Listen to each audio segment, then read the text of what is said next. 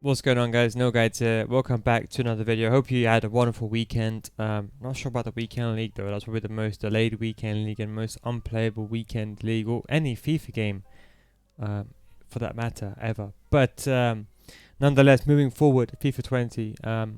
Gameplay beyond FIFA 19. It's an article that you probably read yourself. I'm not going to bother reading it. I'm just going to give you my brief opinions on each topic. You can read it yourself. The link will be in the description. I'm sure you've seen many other prominent YouTubers make this video, but I'm not going to bother repeating what they already said. I'm just going to say some different stuff and my opinion on it. As you know, I kind of predicted when they released a new patch in December, FIFA 19, when the gameplay changed, and I said the meta will be crossing and tornadoes. Everyone laughed when I released that video. Well, I have to say they're not laughing now, are they? What I said was basically correct. We found everyone just exploiting the mechanic, and the game actually got worse, in my opinion. It was less fun.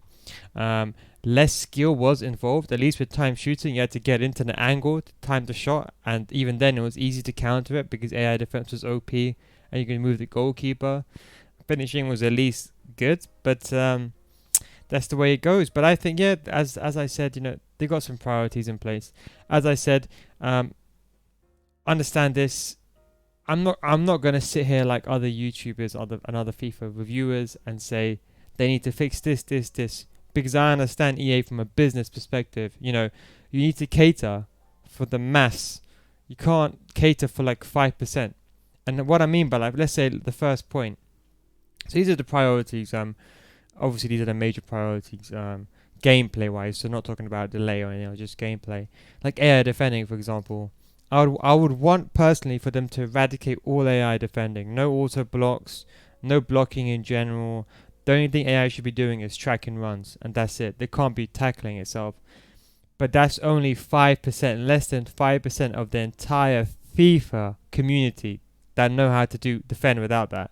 FIFA 18 was a perfect example. They tested the waters. They released the game. Everyone was complaining how hard it was to defend. They patched FIFA 18 and they made the most OP AI ever. They tested this last year, so they're not going to go back to that stage again. So you need to understand what you and I want. They're not going to do that. They're not going to cater for the minorities. They have to cater for the majority. So I understand air defending has to be somewhat OP. So this whole article on air defending, they're not going to nerf it into the ground as everyone is saying. They're going to reduce it by 10-15%. You might see less frequent AI blocks or more only when in the obvious spots. They have a new defending system.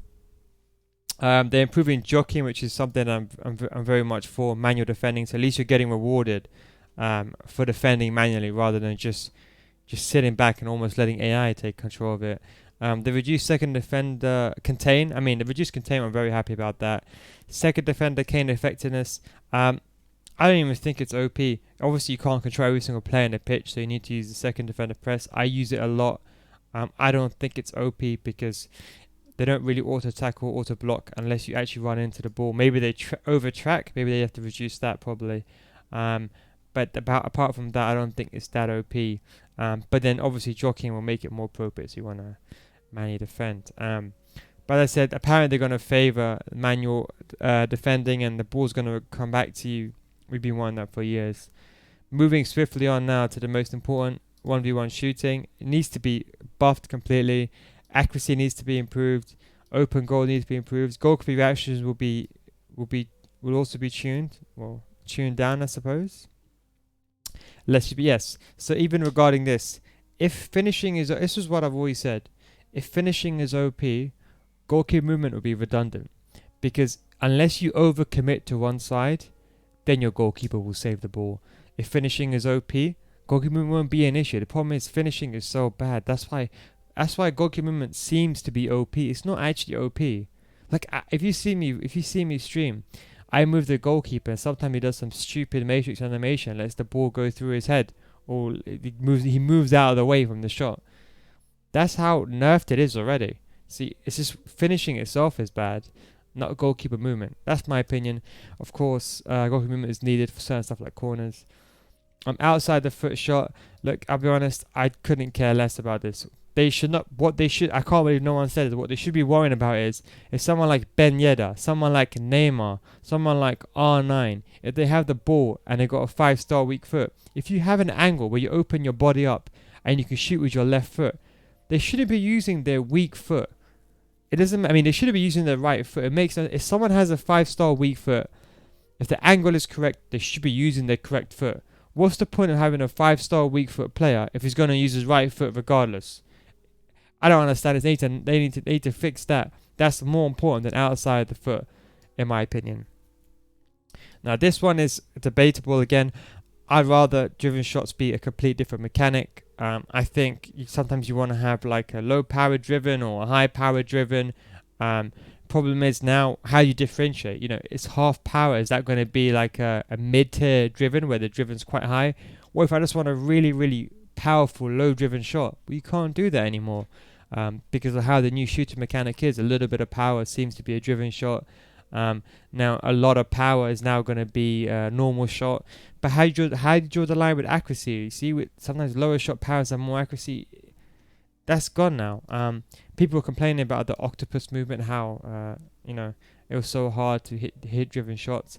I just think if they had a simple control, like you hold L2 and you take a shot, instead of the stupid finesse fancy shot, they should just get rid of that completely. Instead of a fancy shot, just replace L2 with driven shots, in my opinion. That would just completely solve the issue. Just have to hold L2. Time shooting. Again, I understand why they introduced it. I'm not really for it. But nonetheless, you should still keep using it. That's why I advise everyone to keep using time shooting in general, just so you get used to it. So when it comes out on FIFA 20, it won't be too hard to adjust to. However, they reduced the effectiveness from 2 to 4 frames to 2 frames for all shots. This is something that I'm not happy about. The reason why is, hear me out first. If this was a game like Fortnite, this is not an issue. I know obviously it doesn't make sense, but let's just say, for example, it did, right? Fortnite is a game that there's basically no lag. If you're lagging, it's your side. The server itself, there's no lag. Unless it's a very rare situation. FIFA, we know how delayed it is. We know how much lag is involved. The servers, the broken mechanic. I mean, the broken game code, should I say, rather than the servers. For example, this weekend league, I can only hit either yellow or not shoot at all. So if they reduced it even more now, I don't think you should. Like, for example, this weekend league, I had an open goal. I decided to do a time shot. It was so delayed, it became a yellow shot. Now, for God knows what reason, yellow time shots, early time shots are worse than normal shots. It makes no sense. In FIFA, now I know this because in FIFA 19, they did this on a sly. In December, if you looked at what it said for time shooting, it said early shot increases the accuracy and shot power by a little bit. When they patched this and nerfed it post-December patch, or post-January patch should I say rather, they made it so bad now that yellow or early time shots are worse than untimed at all. You can't have that situation, especially with the delay involved. They should just make yellow or early time shots the same as a normal shot, maybe like 1 or 2% less, but you can't have it 30% less than a normal shot. And I know this because I've tested this and you've seen me do this on stream. It's no point hitting a yellow shot. You might as well hit it either green or grey. If you haven't watched my video on time shooting, make sure you check that out. But at least, 180s have been nerfed. Now, volleys and crossing, I'll be honest, as long as they nerf crossing in general, the accuracy from the lobbed volleys, headers, this needs to be, obviously buffed because defending-wise, heading is OP.